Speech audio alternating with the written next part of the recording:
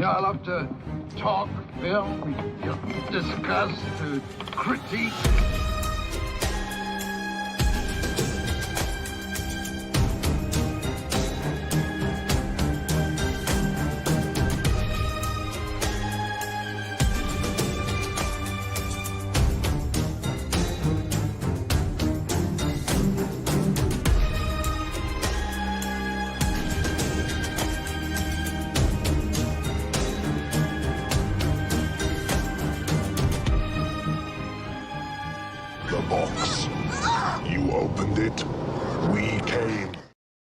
Yeah, buddy. What up? What's happening, everybody? Welcome back. Blood Splatter Chatter in the midst of March Madness here going on across pop culture philosophers.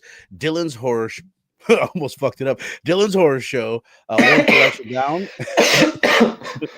And right here on Blood Splatter Chatter. So what's happening, man? Tonight we are talking The Machinist from 2004. I want to apologize. I didn't realize I was unmuted while I was coughing like that. So I'm sorry. All good, all good. And with me, as you guys noticed from the cough, I know you recognize that cough, my brother, the missing Lynk, and Stu will be joining us very shortly. But what up, Lynk? Man, I'm just chilling. I'm excited to talk about this movie. You know, I was telling you backstage. I meant like anytime I throw in a movie, that especially if it's one I've seen, like I'll kind of like if it's like the beginning, I do some like running around real quick. I'm like not really into it yet. And like I meant to do something before when I put on this movie earlier, and it's like the movie's an hour and 40 minutes. An hour and 20 into the movie, I'm like, oh shit, I meant to do this, and I was like, it's 20 minutes left. Long story short, I was really into this movie. It's a banger, man. I know it gets talked about. It's definitely not overlooked, but no, I was happy that I'm glad you selected this because I hadn't seen it in a minute, and I felt like I had seen that recently, but I really hadn't, because this was like almost a first watch in a way. The only thing I remembered was the ending. Without saying, we'll get to that. Oh, okay. So I didn't know how I got to that point. I knew the reveal, but yeah, no, this was definitely a great selection for March Madness, and I'm so glad you picked it. Happy to be here. Hell yeah! Oh, I am too, because kind of like you, this almost felt like a first watch for me because I didn't remember anything. I didn't remember the beginning or the ending. I only kind of remember the beginning. And I remember watching this one time. This was one of those, we've talked about this before. I always have kind of a soft spot for a movie that you just stumble across. No fanfare, no nothing. I just watched this on like HBO or something. Back in the day before HBO was what it is now. It wasn't Max, just like on TV. And loved it. It's a weird fucking movie. For those that haven't seen it, Christian Bale, the first thing that anybody's going to say when they talk about this movie is, what? He looks insane. He lost so much weight. It's one of the, I didn't look this up or anything, but it's got to be one of the most severe things weight loss wise or weight gain that any actor has ever went through for a role. Who didn't like Matt Damon do it for a war film back in the day? I remember him being like crazy skinny for one. He lost he got maybe skinnier than what he's slim, or who else did it? Oddly enough, 50 Cent did it for a movie where he lost so I can't put my finger on the Matt Damon movie, but I do remember him getting slimmer, but it wasn't like alarming looking 50 Cent and Christian Bale looked like. I'm like, the whole time I'm watching this movie, I'm like, yo, he had to be walking a fine line. Like he was talking to a nutritionist every day to make sure he was, was getting the perfect calorie intake to look like a walking skeleton, but still be healthy enough to live. It had to take a toll on his body. But it's Jesus, talk about committed to the bit. It's, the movie is great on its. I was just gonna say, just because I looked it up, it's Courage Under Fire is the Matt Damon one. And just looking at pictures, it's like, yeah, he's super skinny, but he's not Christian Bale in The Machine is skinny. He's not like this looked dangerous. Like you said, he had to have a team of doctors. What I read is that he lost 62 pounds. He looks like he lost 162 pounds. Way more, yeah. But I guess he was eating an apple a day, a glass of water, and a cup of coffee. And that's it. But it's like the apple a day keeps the doctor away. It's like, I don't know if this is what they meant by that. I'm pretty sure they didn't mean this at all. And okay, so when you take on a role like this, bro, like I don't know, I get like he was supposed to be a miserable dude within the movie to an extent because he's not Mm, sleeping, but it's why put yourself through? I don't know. I give more willpower than I possess to certain yeah. actors because I'm just like, why? Well, Just pretend. I was saying to my wife because she ended up watching it for me when I watched it for the second time. I watched it 2 days in a row. Mhm. Really appreciated the rewatch because, like I said, I didn't, and we'll touch on the end, obviously, towards the end of this, but I didn't remember the end. So then, of course, being able to see how the clues are all laid out, I really appreciated the second time. But what she said is she's a nurse, so she's got a little bit of knowledge behind it. I was like, why would insomnia make him skinny? I'm like, that doesn't make any sense. My thought was like, he just wanted to look super emaciated and just like thought Yes, this was just a good way to do it, disturbed. which it Yeah, works. There doesn't have to yeah. be a real explanation outside of that. But she had a good point. Like if you get a lot of your energy from sleeping. So Oh, and your like body. yeah, and it's just another Yeah. time. It's when you're sleeping is when you're burning the least amount of calories. So if you're never sleeping for an entire year, which is the case in this movie, it's a pretty good reason. I don't know if it's true. I don't know No, if it's accurate at all, but it lends a little bit of believability to it. no, yeah. I mean, because and I to that point. It's like sleep is when the body gets its rest to restore and do what it needs to do to naturally, do its thing. And if he's not, he's not sleeping. He's just his immune system. Everything's all sorts of fucked up. Right. Like I don't know. I did question the validity of the whole "I haven't slept in a year" thing because I was like, Mm, haven't we done like studies on this? Like the longest someone could go without sleep is like a couple weeks. mm. I don't know. So it's Uh, something I should have looked up before, but I'm going to look it up right Me now. too. Me too. This says meet Robert McDonald, the man who achieved a remarkable feat by staying awake for an astounding 19 days. 19 days, setting the Okay, world that's record recognized by Guinness.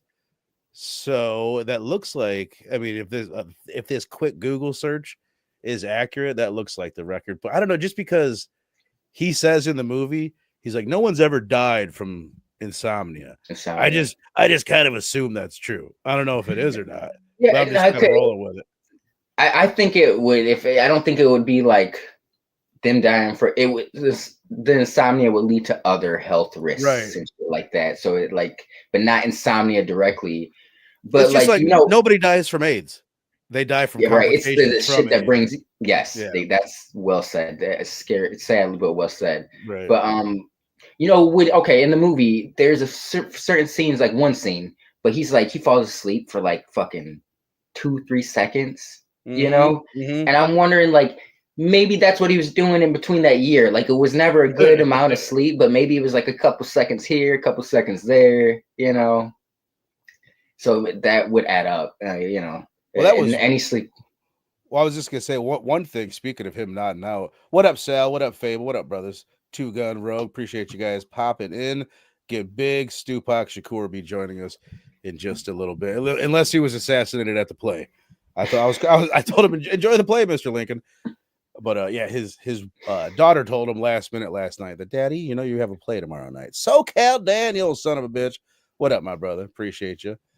Fable saying it's insane how he goes from this super buff in Batman. Yo, can we speak on some? This had me thinking about Christian Bale because I remember there being a big deal about Rob Pattinson being Batman, and we're gonna be a younger Batman.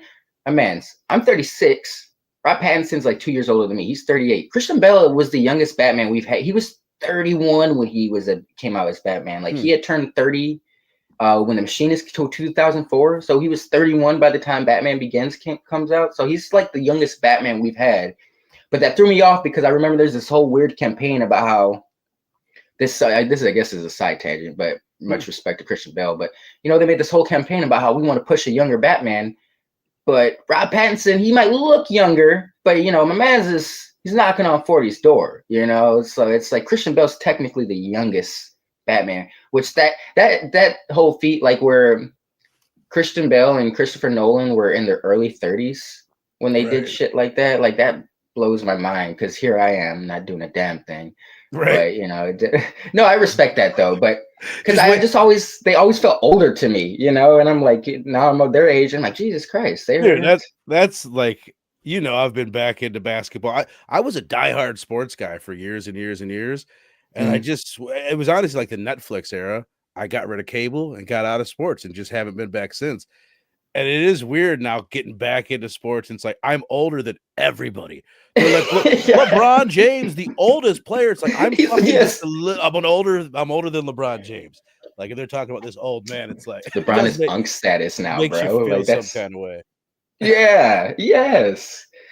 But So what sorry. was just your overall thoughts on the flick then, man? No, I loved it. I think it is it's almost I don't know if it's got like a noir vibe to it. You know, like it's Hmm. almost like a noirish mystery. Done a little differently, but there's elements there. It kind of reminded me of like Memento in a good way. Totally, But dude. it's just it's Jacob's oh Ladder sorry. as well. I know Fable, Yes. you're in the chat, man. This is very, very Jacob's Ladder. It's like a twist on it, but super hmm similar story. hmm But no, yeah, I loved it, man. I'm glad. Like I said, I thought I had seen this. I remember seeing it, like, yeah, I liked it, but I didn't think I was going to be so captivated on this watch. And it's just a very uh captivating descent of this dude's, fall into madness. Him losing his goddamn mind. Like when you look at certain scenes, because I remember watching this like the first time and just be like, what if there is a conspiracy against him and people are really fucking with him? There's a group of people that wanted revenge Mhm. on him. But then it's like looking at it in the context of he's just going fucking crazy. Like there's certain scenes that are even scarier knowing that, because like, oh my God, like this, like his, people's minds can take them to crazy places, where they feel vindicated and justified in their actions and beliefs. But no, it was just interesting, great performance. I think this is the one that I remember. This is kind of what put Christian Bale on the map for me, only because Batman was coming out. I'm like, yeah, he did. Like Fable said earlier, his jump from the Machinist to Batman Begins, like the tabloids were all over that. So I was like, what is this? What are they talking about? This Machinist and Batman's like, oh, he looked like a crackhead. This dude might be on the level. But yeah, And no, then it's a I had to look for some reason. I was tripping and forgetting that American Psycho was 3 years before this. yes. I mean, and Yep. that to me is like that's the first time I remember ever seeing him. Like looking at Sorry. his Let me. filmography, that's the first thing I ever saw him in. That's it. You reminded me. I did see him. The first thing I ever saw him in was Shaft, but he didn't Okay. become like a name for me until like I did see American Psycho the same. I saw Shaft in them because I think they came out both the year 2000. Yep. But I remember seeing him, but he didn't become like a name to me until like it was like Batman, the Machinist. I was like when I knew this guy. Mhm. It was comic book related, but no, yeah, it's crazy. My man's he's always been on that level. Like I was gonna say this is kind of like one of the best performances I've seen from him, but I completely forgot about American Psycho. It's not one of my Right. favorite movies, but his performance in that is fucking masterclass, chef's Right. kiss. But yeah, Would you agree that like he's one of the best actors of our generation? yes, You're right. yes, I don't think yeah, that's a controversial statement to make, but no. he's been one of my favorites. And like If you look at honestly, looking at his filmography, there's still yeah, a lot that I haven't seen.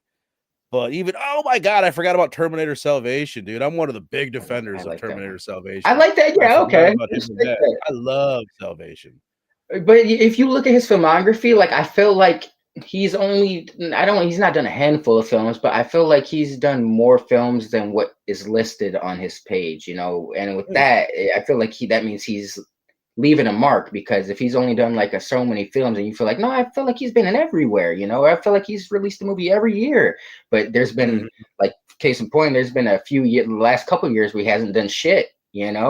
But anytime he drops a movie, there's still like buzz around him. So yeah, he's definitely one of the actors. I don't Oh remember yeah, him in Shaft. I don't you know remember who him in else was in Shaft? The new Commissioner Gordon, bro. really. He was the drug dealer bad dude. He's like, you want to fuck with Jesus? He's like cutting his chest with the ice pick and shit. He was the main Really? bad guy. Jeffrey, yes. Shaft 2000 has got some bangers, some great actors in it. Before they were great. But I used to Hmm. watch that movie so much. But Sale said no, yeah, got big Christian, I with love him. Prestige too. but faltered with Terminator. I don't know about that, man. I'll never understand what Terminator. people. I mean, I guess I could understand what people didn't like about Terminator Salvation because it's different. It's a totally different thing, but that's what I like about it. I love a Yeah, post-apocalyptic movie, and that's what that is. yeah. But in the We Terminator got to world, see the I fallout like of what the previous Terminator movies had been talking about, like the it. and at the time when it was released, it was received well, to be honest. Like, because this is coming out a year after The Dark Knight. So people were really like, oh, Christian Bale's gonna bring some Right. gravitas to because let's remember Terminator 3 was not received well. So Salvation was definitely better received than T3. But Right. but yeah, Prestige was good just because that was Christopher Nolan and you have Wolverine versus Batman, bro. Right. It's hard to lose. I guess as far as my overall thought, it's really similar to you. I went in, first of all, I picked it, like I said, not really remembering that I loved it. Remembering that like the Right. one time I watched it, being like, oh, this is really cool. And I liked it for March Madness. I like to Hmm. have at least one of them that it's like you don't know if you can believe what you're being shown. Like the main Right. character can't believe what he's seeing and whatever. And this, I think, as far as like doing that, it does as good a job as like almost any movie. As far as it being a mystery, like you talked about it being captivating right off the bat. Like I didn't remember how the end works out, but just like the way that rug rolls down and Hmm. you don't know what he sees, he's killed somebody. It's just so goddamn captivating. The mystery is so good, and it keeps you right up to the end for me because I didn't remember it, right up to the end Absolutely. guessing. My wife figures everything out. So I was sitting there waiting for her to figure it out, waiting to see if she would on my second watch. Got to the end, she's like, "Whoa!" She didn't Open get to hurt the at end. all. She had no idea. But then on the rewatch, this is what I appreciate about the mystery so much. It's all right there. It's all right there. They Yes. show you everything. They show you the hit and run. They show you the mourning mother. It's really obvious also. Like every time he starts to fall asleep in the movie, that's a dream. A dream happens. It should Okay. have been more obvious. Even like the waitress. Here's like one thing I had in my notes. I'm like, why is he so smooth? This is before I knew why. I'm like, why is he so smooth with this waitress? Everybody Yes. else, he seems like He's a weird. Yep. crackhead Christian. And then Hmm. with this waitress, all of a sudden he's fucking Bruce Wayne. Yeah. You know what I mean? Mm. He's all of a sudden suave and I'm shit. I'm never lonely when you're talking to me. Yeah, that did catch you. So even I gotta say that right off what you said, that even with me knowing, I remembered the ending. Like I knew he had done something bad. All right, without I don't want to spoil it. I knew what he had done, but everything leading up to that was kind of like I know his mind was playing tricks on him, but I didn't remember the context. Like I didn't remember him seeing so many hallucinations. Like I remembered the bald dude. That's it. But like the mom son bit, like I was up to like today when I was watching, I was like, oh, he's gonna have a good relationship with her, and then it's like not Right. what it is. So that definitely pulled the rug from under me. But what kind of like started this on this watch? What kind of had me thinking that I knew he was losing his mind, but everything isn't what it is because when I saw the post-it note of the hangman Mm-hmm. and he had wrote Miller the first time, I was like, nah, bruh, killer. Right. That kind of started to come back to me, and I was like, started to piece it together a little bit. But I still, up until the end, I didn't know, like, I thought, like, I didn't know if they were gonna have a confrontation with the bald dude. Like, how I'm not gonna say Mm-hmm. too much, but I Well, thought, we will I didn't spoil it. know. We'll go ahead and Okay, spoil it in a little bit. I don't know who has and hasn't seen the thing, but yeah, I mean, I would say feel free to spoil it. Like let's not worry about okay. it. Spoiler You know, alert for the ending of the film. I Feel free.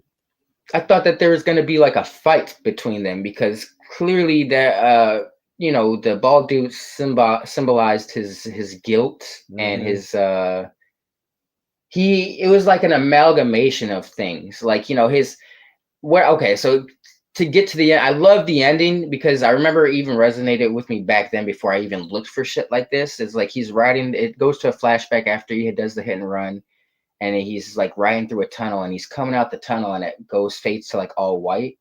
And to me, and still to this day, it symbolizes like that's the day that's the day he started running and never, and then we saw the beginning of the film was that like he had kind of like just blacked out, and like he kind of was still like feeling shame and guilt about the shit he did, so he was trying to like remind himself and wake himself up, or at least acknowledge what he had done.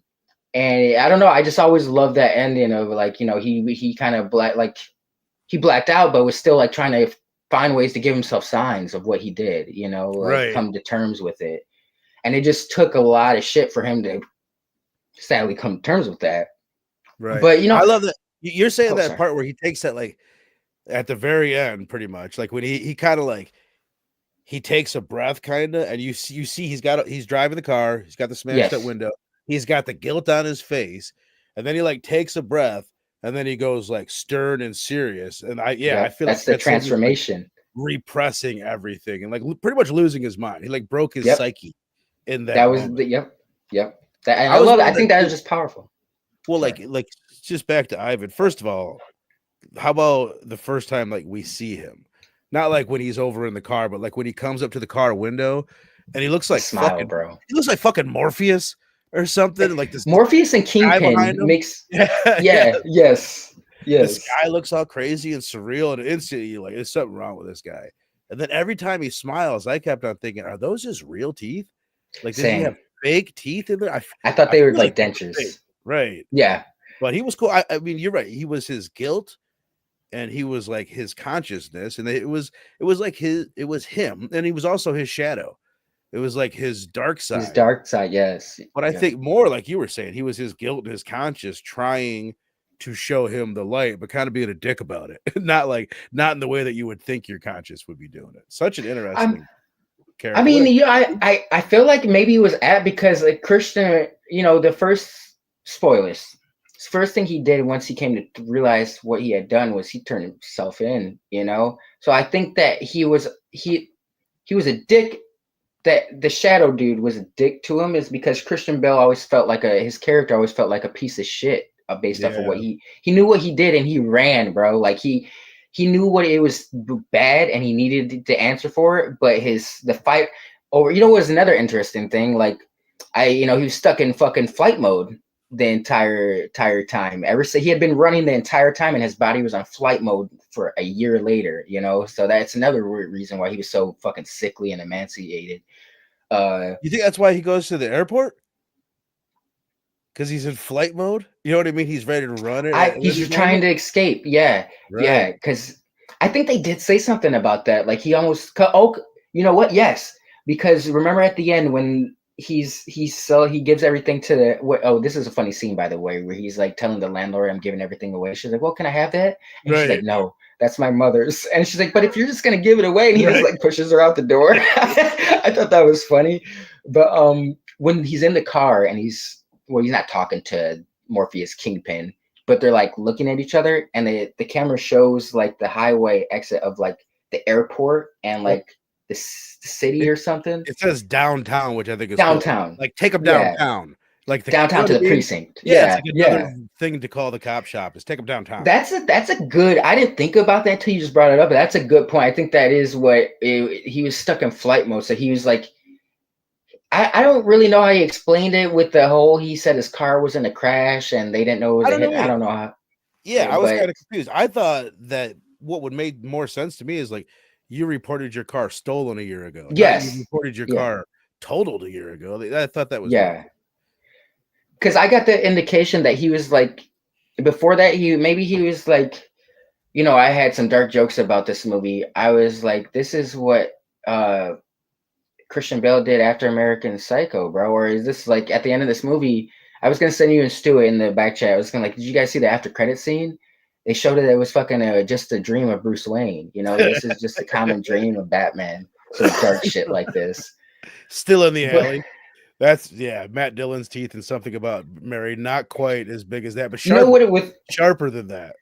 Sure, it was the mustache with Matt Dillon too, and something about Mary that made the teeth stand out so much. He had the Gomez fucking mustache. It's a big mic, Six Dudes. It's a big night. It's a big mic.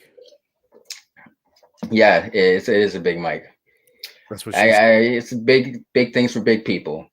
But I didn't really think about the fucking that symbolizes the flight mode thing. Now that you said that, I think that's even more true. Like, cause he he took like I got the indication that he had was like some rich dude before this and kind of took like a Yeah. low level paying job after this accident to lay low. But it's like, that was him trying to escape, take flight, but in reality, he knew like to truly escape this, he needed to get away from the entire area. But he still had part of him was like, I have something to answer for. So he was like, I'll try to go unnoticed, but I'm not going to leave the area. Because I don't know. It was a weird, there you could look into the symbolism. Oh, of this dude, movie. I'm sure there's a lot of symbolism that I didn't even pick up because it's like there was so much on the second watch that I realized that I'm sure if I watched it again, I'd pick up more. I noticed that that going two different ways, airport or downtown, it's the same as earlier on the Route 66, a Route 666 ride.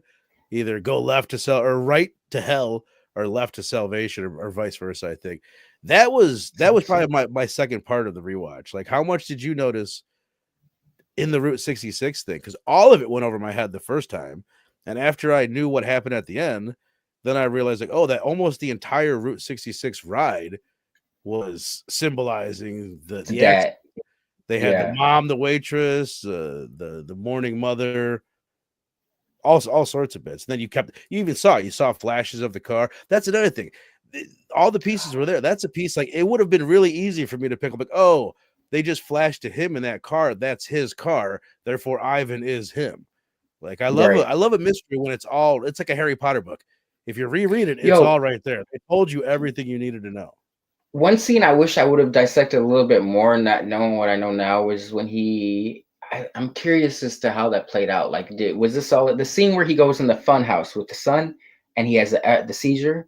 Do you think that was all in his head, or do you think he was like in the fun house by himself freaking the fuck out?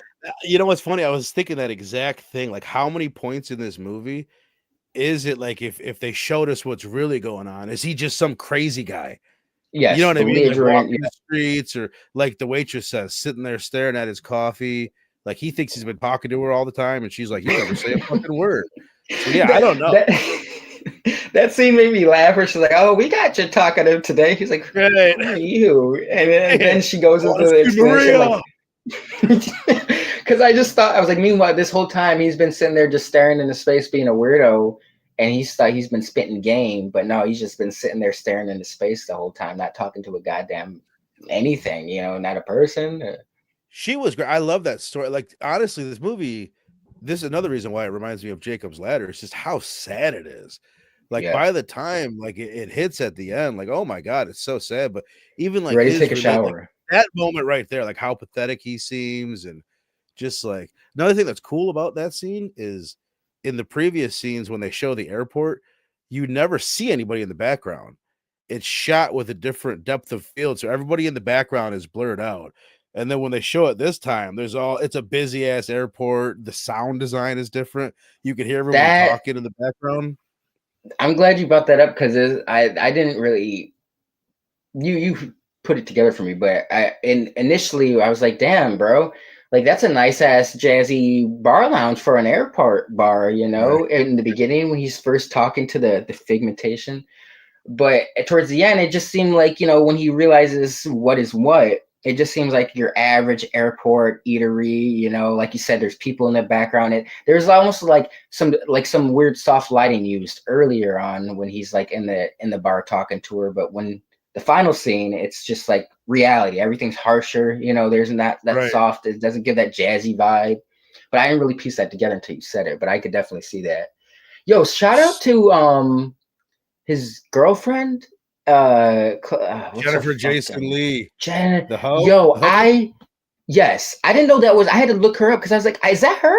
And it kind of blew my mind just because I was like, man, she was, I don't know. I guess this is a little bit ageist, but I was like, man, she was 42 when she did this, and she was killing it, because real, like almost a decade later, she was in Hateful Eight, and that's such a sharp conscience.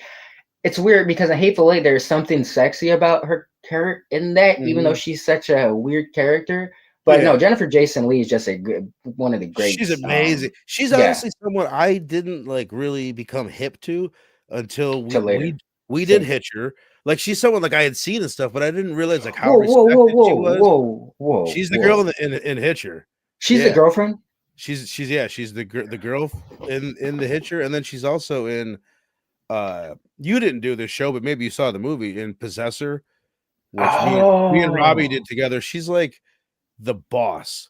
She's the one like okay. calling the shots and shit. But like, I don't know. She's just a cool actor. I wish I was even more hip to her because all of her roles are just like that. You're like, oh shit, I didn't know that was her. Like when you said Yeah. Hateful Eight, I was like, oh fuck, that was her.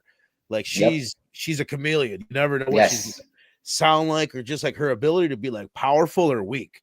Like she is Yes. this one, or like she is in Possessor. She's amazing. She's really, really good. Yo.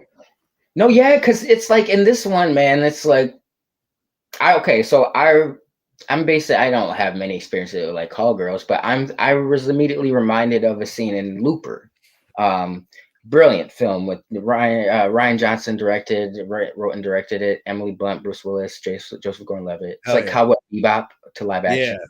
But in that movie, the girl from Coyote Ugly, I forget her name. She's in it as a brief cameo, but she's playing a call girl that Joseph Gordon-Levitt sees.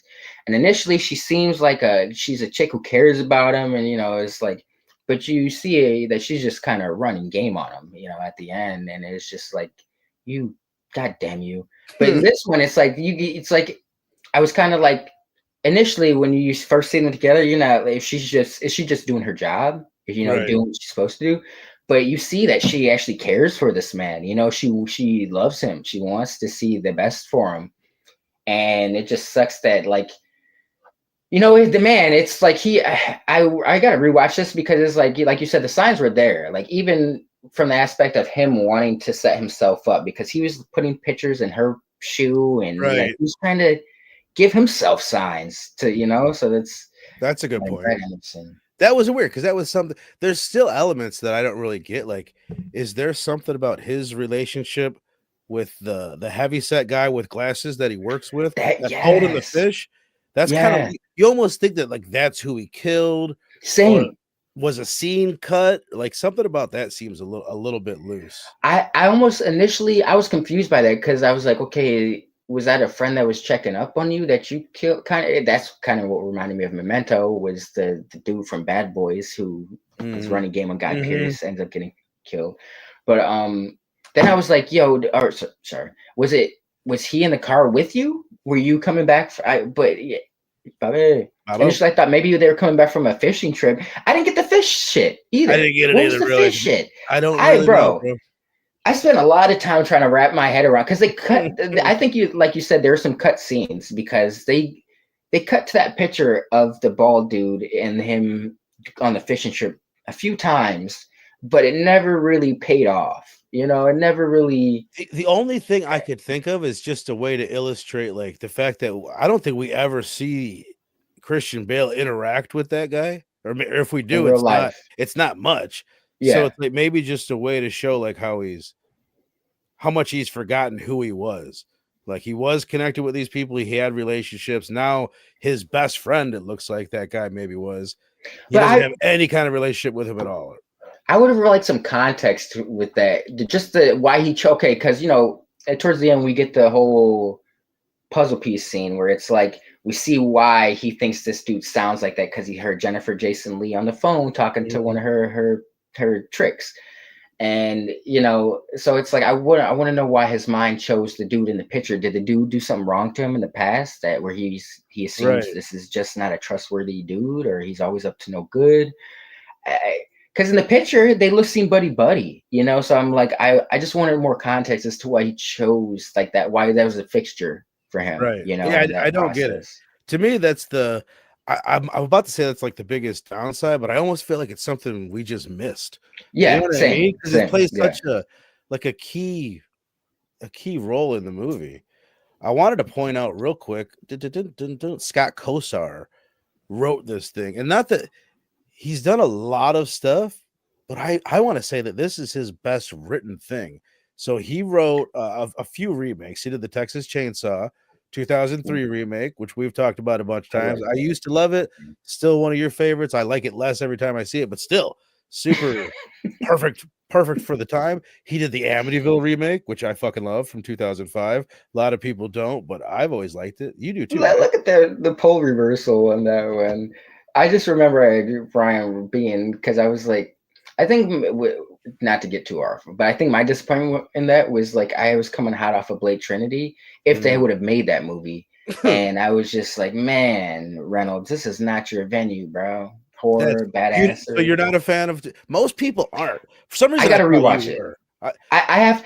Back in the day, I bet I'd watch it now and not like it as much as I did back in. No, I'd be curious because I haven't seen it. Ghost, like I've gone on record. Ghost stories have never really been my thing, and I saw this back in high school, and even I wasn't fond of it then. So, but I'd be curious to see how it ages now. Right. Like I think it would be funny if we watched it and we went oppo on it. I was like, it's not as good as I remember. He's like, way better than I remember. Fable says he loves it. I think that might be who I was thinking of. Is you, Fable. Sal saying kind of wanted to know more about his life before the hit and run. I'm with you, man, because honestly, Link, when you said you assumed that like he was a rich guy, I was like, oh, I didn't. But then as soon as you said that, I'm like, oh wait, no, yeah, he's driving that car, his clothing, just like his like aura about him. Do you know? He had the classic Christian Bale haircut. He's got a double chin a little bit to show you how the extremes were. It's how not even luxurious. Like, he didn't go from like, well, I'm saying how much weight he lost.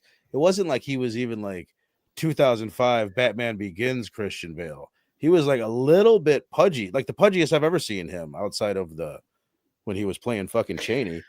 Now, when they do scenes like this is all, ever since I seen the first Matrix, it blew my mind because I remember I was like 11 or 12 when my older cousin broke it down for me because I was like, how did he shave his head? I was like, why are they I didn't understand the concept of like, if a scene takes place in this scene, they're going to film every scene here, even if it's from the beginning towards the end. Because I was like, how does he have hair in this scene? But then they cut to him on the ship and he's bald, Right.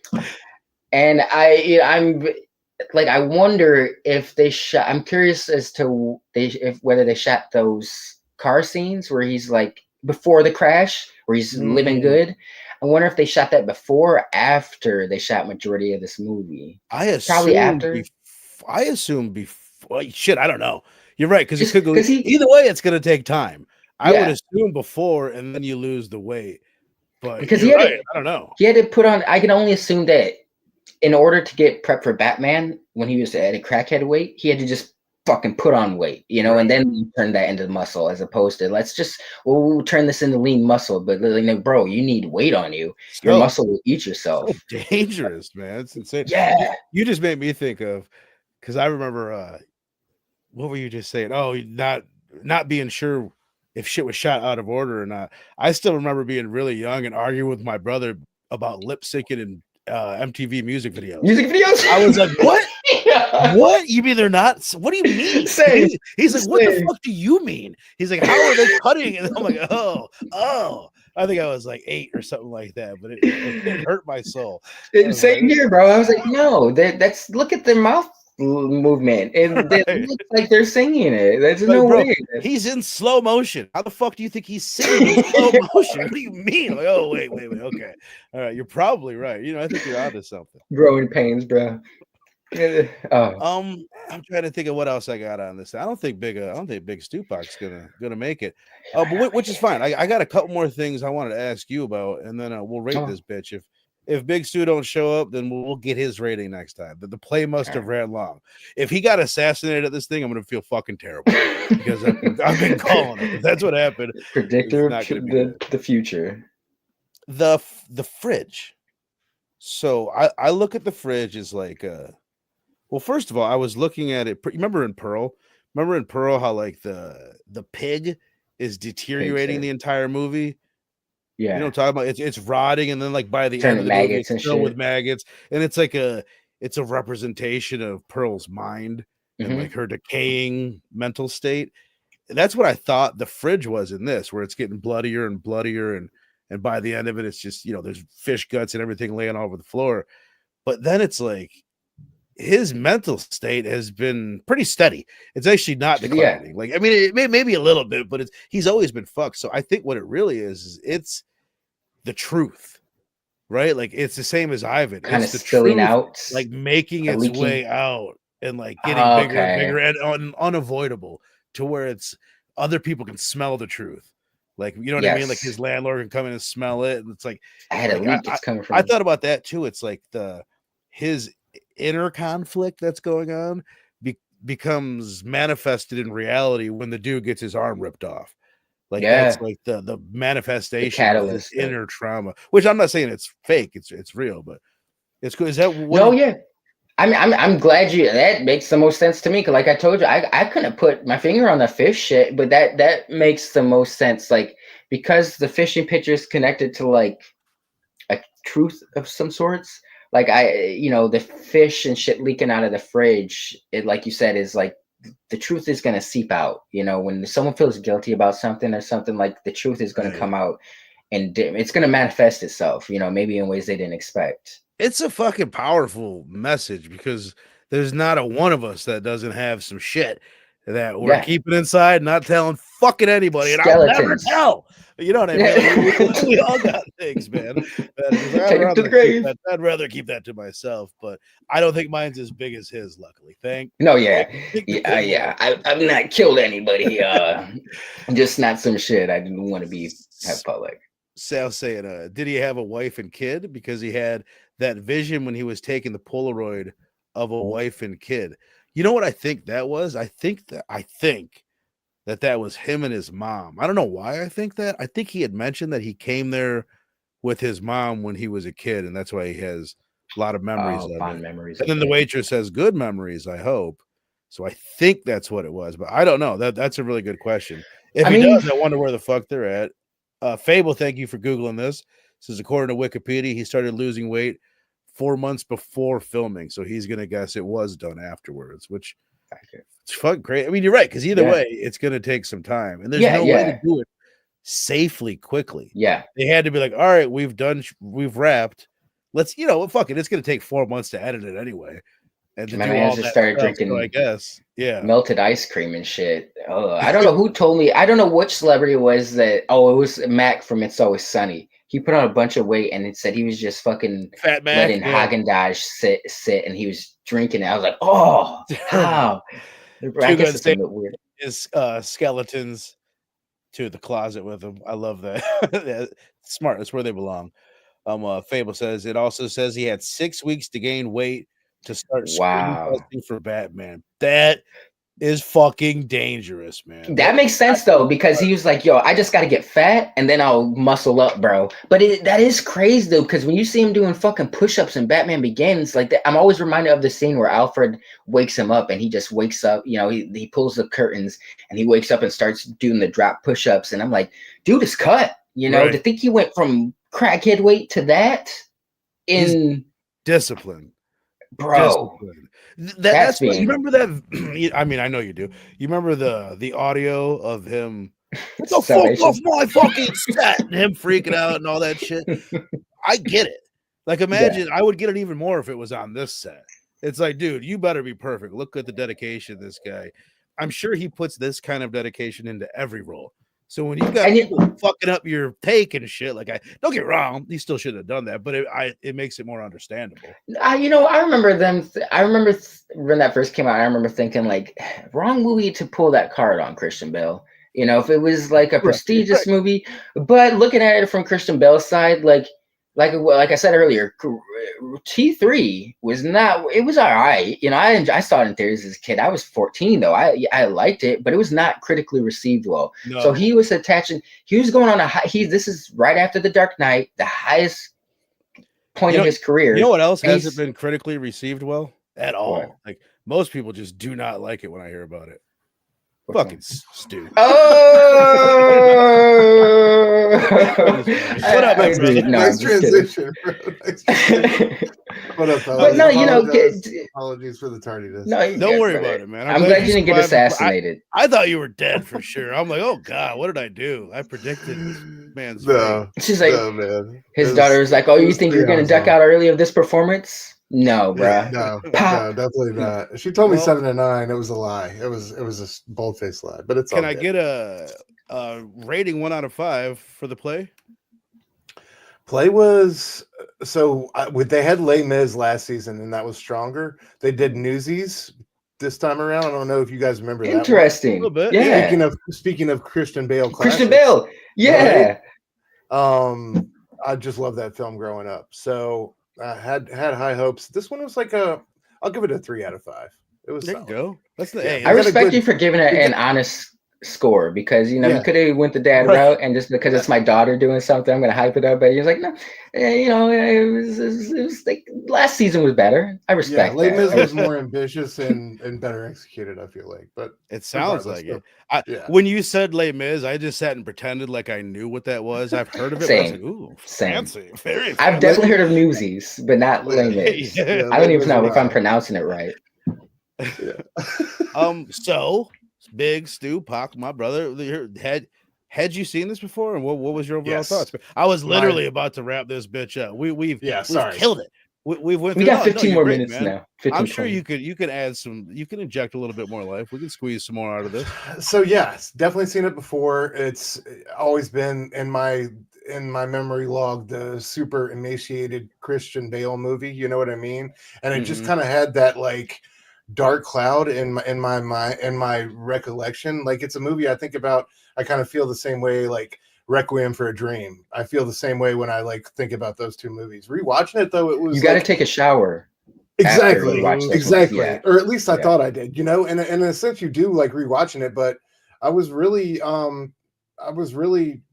to find on the rewatch of like so many things I had forgotten. And yes, like him losing 60 some pounds for this role and all that does like yeah, man, Liam Neeson, hell yeah, Sal knows what time it is. I love Liam Neeson. Watch, yeah, Liam Neeson's. But yeah, I love watching him like take it there. But I think there's so much more going on in this role besides just his physical conditioning. And I don't know, the rewatch was great, and so, like I said, so many elements I forgot about reminded me a lot of Memento. I found myself thinking a lot about Memento when I was rewatching. That's what Lynk Same, said too, same, man. yeah, It same. Yeah. crossed Hell my yeah, mind as dude. well, man. Absolutely. But which man, was considered like that was pretty much That would have been a gonna great be pick. Memento or this movie for Both would have been this apps. plot. yeah, it's awesome to watch Bale at this point in his career, right before Batman. I think he literally goes into that next. Doesn't he start with Batman Begins like right after that? So it's just we like were just talking about it 6 I think weeks he later. kind of had that security of kind of going for broke for it artistically and really kind of letting loose in this script. And I really appreciated hearing him in an interview saying, I'll go method when it makes sense and there's a reason for it and it comes across story wise. I'm not going to do it just to do it. And I really felt like, dude, every time like his eyes drooped or got heavy in this, you felt it, man. Like you felt every corner of his insomnia. Felt like when he was on heroin. Yes, I can definitely see that. When he's laying in bed when Ivan was like, "Do you bang coke?" Like I was like, I'm glad somebody said it because it's like when he was laying in bed with like not Callista Flockhart, Jennifer Jason Leigh. Why am I getting them confused? I almost called her that earlier, but when she's like, the scene where she's like, I'll stop Breaking Bad. I'll turn a good leaf for you, and give it all up. And he's just like he's sitting there cracking jokes, but he's just like.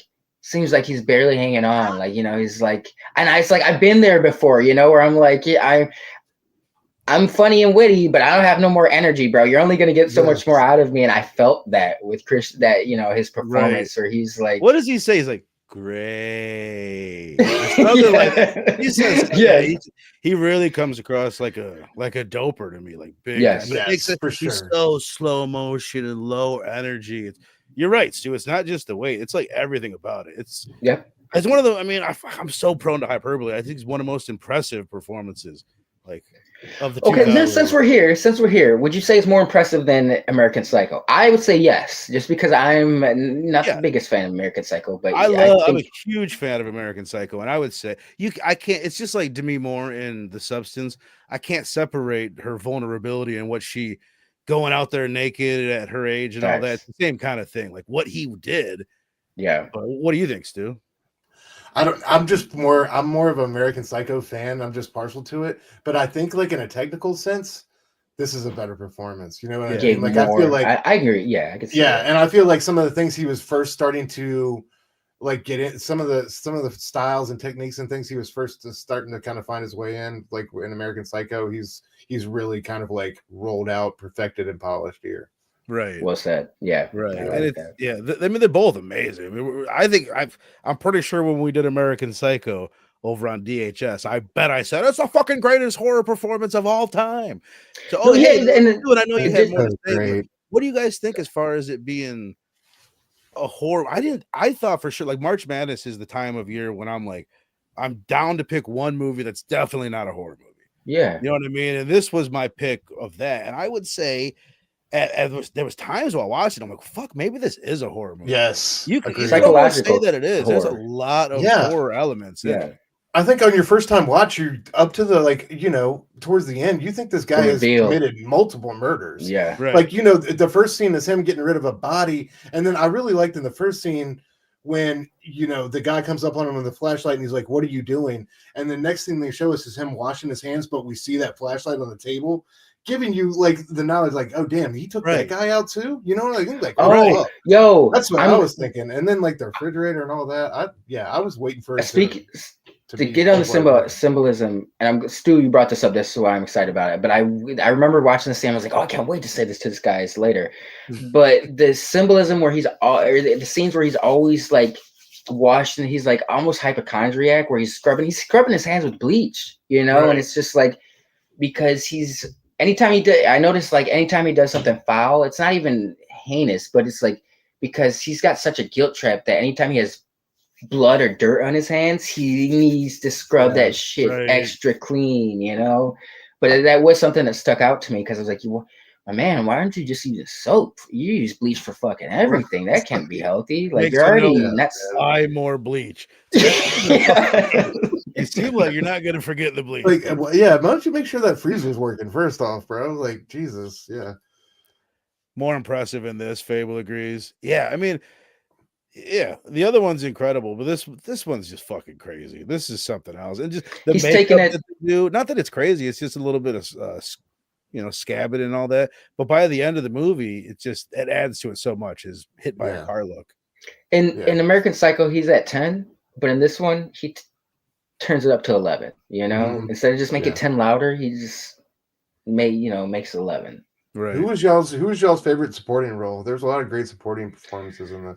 Bro, I was smitten by Jennifer Jason Leigh. I was talking about her earlier because I was I was like, is that her? Because immediately I'm like, because the most recent thing I've seen is Hateful Eight, and we were talking about that, and I looked it up, bro, and I'm like, no way. And Verno was talking about how much of a chameleon she is, and I was like, yeah, bro, like she disappears into her roles, and like he made a good point about her.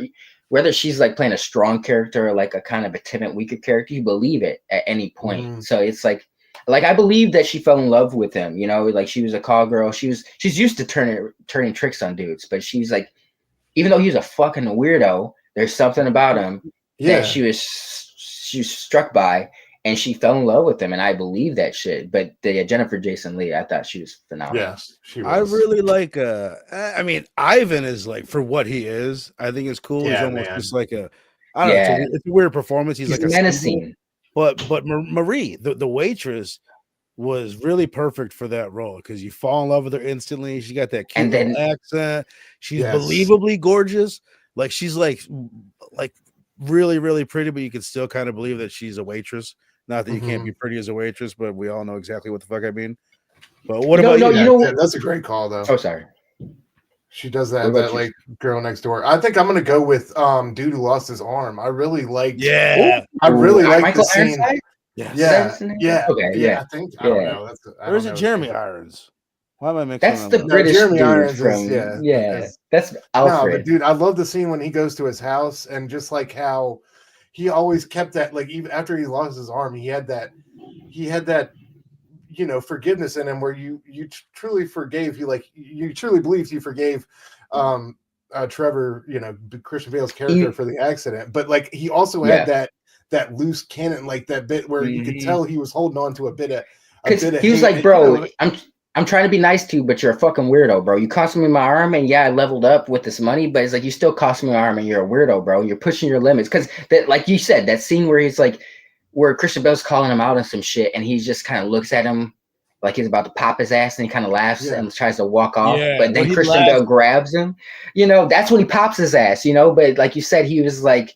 He was trying to be cool. He was trying to play it cool, like, yo, bro, but you're pushing it. That this movie had a lot of good, to be honest, like Jennifer Jason Leigh's an easy one. I took the easy route out, but like there's a few actors I've seen in here that I was like, oh shit, I didn't know they were in this. Like the dude that was busting his balls in the locker room when he was like making the mama jokes. He's like, or they were talking about he thought she was a she, but he was a he, and he was like, yeah, I couldn't get a hold of your mom last night. I was like, I can't even say nothing. He roasted me. There's a good amount of supporting cast in here, bro. I couldn't figure out what I know him from. That's Reggie. Right? I've seen him in like so many things. He the most recent thing I can remember. Pootie Tang? Franklin Storm. Oh, he wasn't Pootie Tang. He was also in Fan Four Stick as Franklin Storm, Dr. Richards. Oh shit! I gotta check that out. Or Dr. Storm. It was very believable too. To your point, I liked like how like when the guy was talking about like that being that thing underneath, he was like talking about his car and how awesome it was. He's like, but it's automatic. I wanted to get a stick shift, but I can't. It's just like everything's got that like don't forget you made me lose my fucking arm. By the way, yes, the car is great, but it's. No, that Stu saying is brilliant because that scene stuck to me because I was like, he's being generous, but he's being sarcastic at the same time. Like, yeah, you help me get this badass car, but I can't drive any stick, so I gotta still just throw a little ding in there just to remind you, motherfucker. Like everything's good, but I just gotta let you know you did cost me my arm. Dude, here's a random ass question. Looking at my notes, I meant to look into this because I feel like maybe there's some symbolism I'm missing. What's with Ivan's fucking toe hands? Oh my god! What's going on? I know the ladies love it. I love that we saw that. Love it. Fucking hillbilly kingpin over here, bro. I'm not gonna lie. I did. Anytime he's on screen, I just was like thinking Vincent D'Onofrio Morpheus hybrid, like you said earlier. I couldn't get it out of my head. Maybe it's because Daredevil's hot right now, and that's something I've seen recently, but. I was like, if Vincent D'Onofrio ever needs a replacement someone, bro, you got this guy. He's a menacing, big, bald dude. He could do it. Bro, his teeth were so big. Did you see how long his fucking teeth were? Like, when he smiled, I was like, yo, those teeth are like 6 You think those were dentures? Long, that's what we said earlier. Okay, you know what? I'm fucking Oh, no, that's a good question. Right now, his name is John Sherian, and I want to know if his teeth... No, those were fake teeth, because I'm looking at him, and he does not have those teeth in real life. I knew it because they're like sharp. They're like sharp and at an angle. His front ones. Yeah. But all right, hey, let's. The hand didn't seem like the surgery was just baffling to me because the hand didn't seem to serve any functional purpose. Like it didn't. No. Like, well, you know what? It was still. Speaking of that, what were we tripping about earlier? Like, let's ask Stu his thoughts on that. What were we trying to figure out? I had it in my head for a second. Oh, his connection to that dude? Yeah. Okay. Well, we were tripping on like, what is the connection with his? It looked like before the accident, he was friends with the heavyset guy with the glasses that he went on this fishing trip. The fishing picture. Why? What was so? Don't you feel like there was like a scene missing, or did you put some pieces together we didn't? Like, there's some. Like, why did he choose that dude as the physical vessel? No, it definitely felt like.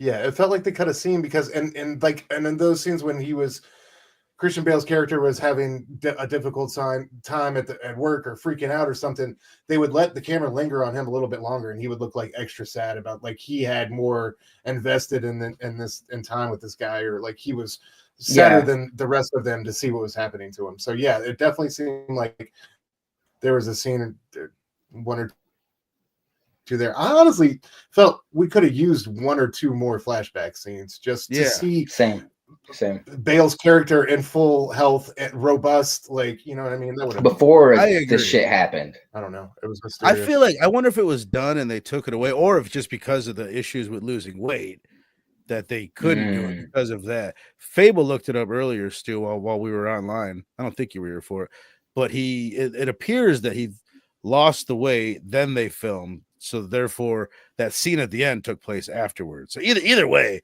that might be why you couldn't have too much of both of them because it would have to look so Very different, true. and it would be too far spread apart. Yeah, it's But, crazy I learned that they filmed this in Barcelona too. Like they did a great job of making it. Yeah. It's crazy. Yeah. That one Because they scene, did I'm a like, great oh, job of clearly making they're it in desolate Hollywood. and American. I wonder if that one, because it looked like the Hollywood Hills in the background and there was a palm tree. I wonder if that is Barcelona and it just looks similar, or if that particular scene was shot in LA. No, now I got it. Stu's got me going down a rabbit hole because Brad Anderson directed this movie with John Leguizamo, Thandie Newton, Hayden Christensen. It's called like Vanishing on 7th Street. Takes place in Detroit. But it's kind of like The Rapture as a horror movie. We've seen it done before. It was interesting though how Brad Anderson as he does. But now I'm curious to see because I remember thinking like, oh hell yeah, Brad Anderson doing a horror movie in Detroit. Now I don't think any of it was filmed in Detroit. Hopefully some of it was. But if he had me fooled in this movie, bro, and this shit was filmed in Barcelona, I wasn't getting any Barcelona. Like I thought this was straight fucking he's in US of A. Yeah, he's in the behind the scenes talking about how meticulous he was, like trying to make sure he covered all his bases. I didn't watch enough behind the scenes. I meant to, but I ended up just watching the movie again instead. But all right, I want to wrap this bad boy up because I got to go. I got shit I got to do. What did I want to say? I have to mention the cinematography. It's just amazing. Yes.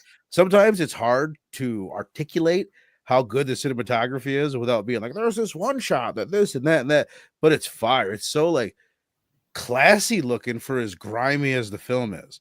There's something super smooth and like soft lighting. Fucking, I don't know. It's really, really good. I love all the detailed shots, like of the machines and whatnot going on.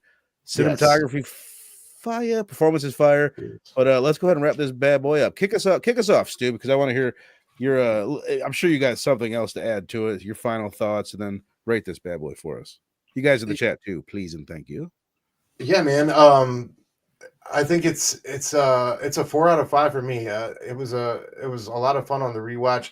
It's a movie that has so much to say and really has a lot of hidden layers and storytelling devices that I think I could go back, revisit a couple more times and still get something from.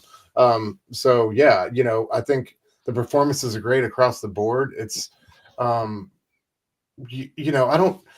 It's a movie I'd love to see these days, to see like some, kind of more low budget indie film, indie oriented film that just has a great story at its heart. And, somebody commit to the performance. I feel like movies like this are, especially with a star of that caliber where Bale was at that time. I feel like that's happening less and less these days. But yeah, man, I think it's brilliant. And I think it almost loses some of its, what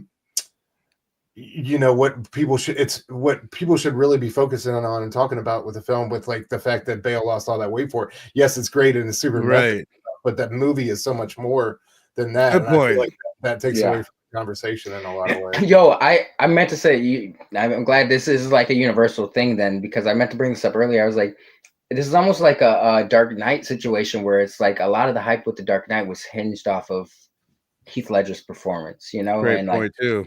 A lot of this movie is like, look at Christian Bale look like a fucking crackhead. It's not him going to emotional depths. It's like, look at the physical lengths he was willing to go to for this. So I gotta second that. Like, like a lot of this movie's hype is based off his physical look, but there's so much more going on. That's it's like you just kind of take it like with a grain of salt when you're watching it. It's not something that like stands out all the time, even when he's walking around shirtless. Like sometimes yes you are like, God, that guy needs. It catches you off guard. Yeah, but it's also like it's kind of focused. It's so incorporated into the performance. It's not like I feel like it's an outside the film looking in type of thing. Right. Hell What's that? What did you rate it? Did I miss it? Oh yeah, 4 out of 5. Oh, okay. 4 out of 5 from Big Stu Pac. What you got, Lynk? Hey man, I'm just gonna let my little bias play in this one, but I will say something that never really sticks out to me is music for the most part. But this one, music did stick out for me. I don't know if it's because I was playing something of similar ilk. I was recently been replaying the because I played it before on the 360, but LA Noir. And a lot of the music in that game reminded me of like music used in this movie. That's why I don't know if that's why I got like the noir vibe to it. But it just, it was very it was like, man, this is very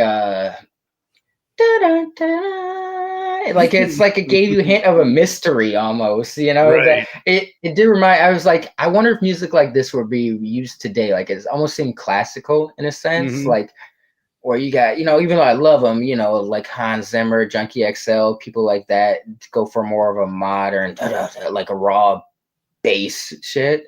But no, I appreciated the score in this one. That's something that, anytime I do Robbie's reviews and I'm like, oh shit, damn, we do cover the music. Fuck, Even though like 4 years later, it's still a surprise. At the end, the music gets very like not uplifting, but it's like it wants to pull the tears out of you. Like the movie got really sad at the end to me, like really fucking sad. Like drew a tear, which always bumps shit up for me. But the music played a role in that part too. No, yeah, that's one.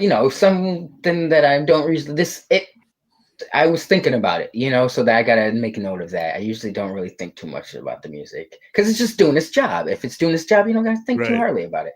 But with that being said, I was really captivated by this rewatch, man.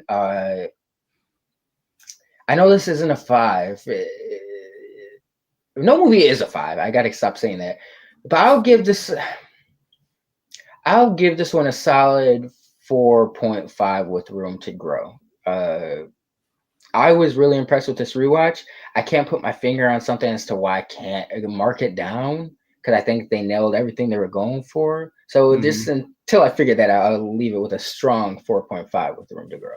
I'm with you, man. I'm honestly between like I could give the fucker a 5, but I don't think it's not. I don't know. There's something I feel that weird. Here's my take. I'm gonna give it I'm gonna right there with you because I'm between a 4.5 and a 4.75. There's nothing I don't like about the movie. I feel like what it is there's like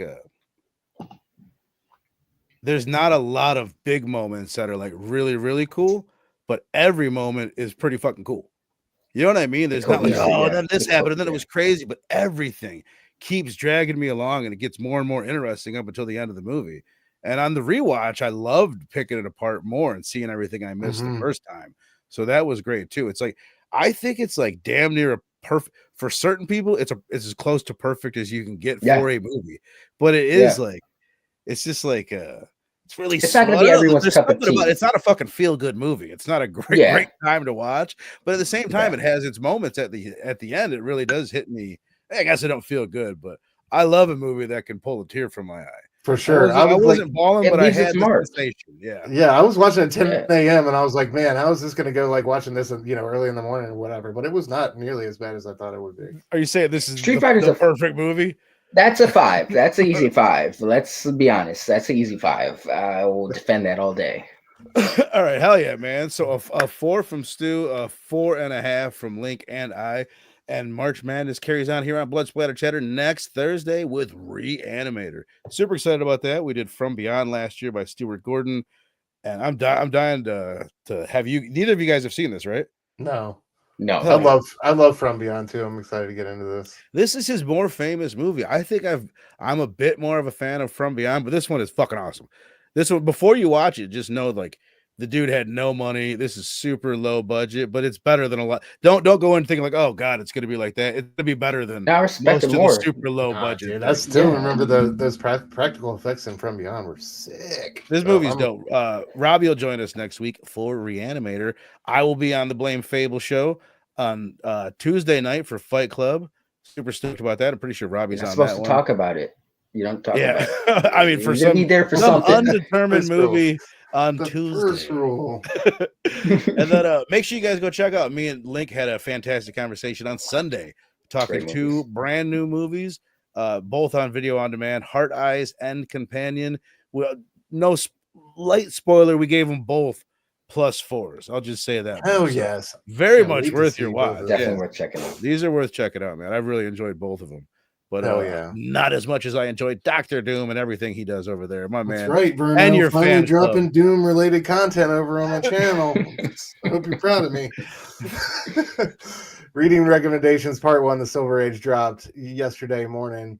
Go check me out if you want to, see where to start with Doom. 1962 through 1970 is covered on that one. I'll have 2 more coming out in the near future, and then of course Wednesday night Ink and Insights with E from 9 Panel Grid, live every Wednesday. You can catch me here every Thursday night, 9 p.m. with the fellas, and I will be on Blame Fable and His Amazing Friends every Friday night, 9 p.m. Eastern as well. And yeah, I will be on the March Madness, I think the week after you guys doing Old Boy with him and the gang as well. Oh, so, nice. Yeah, man. Can't wait. March Madness is you guys did a great job with it this year. Incredible lineup.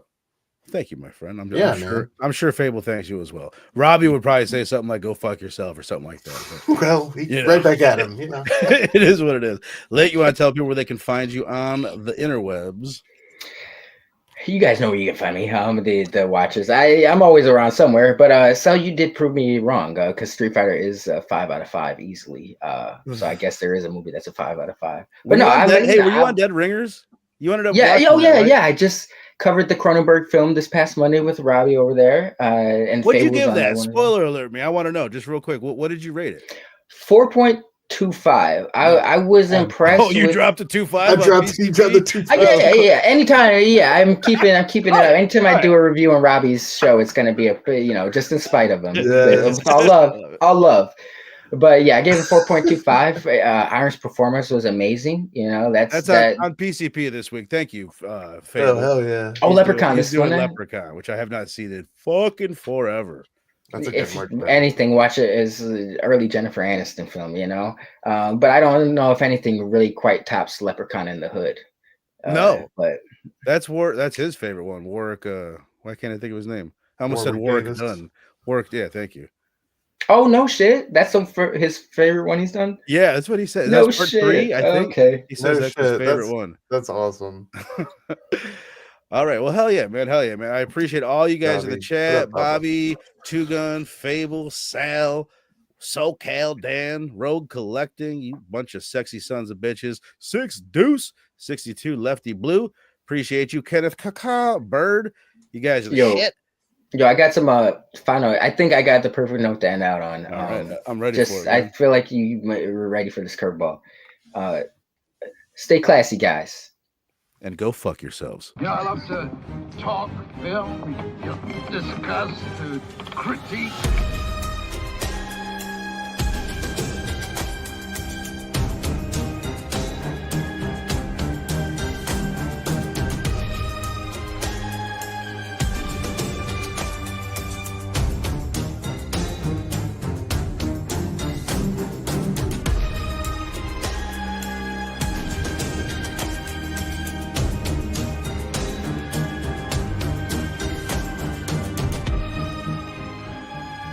The box.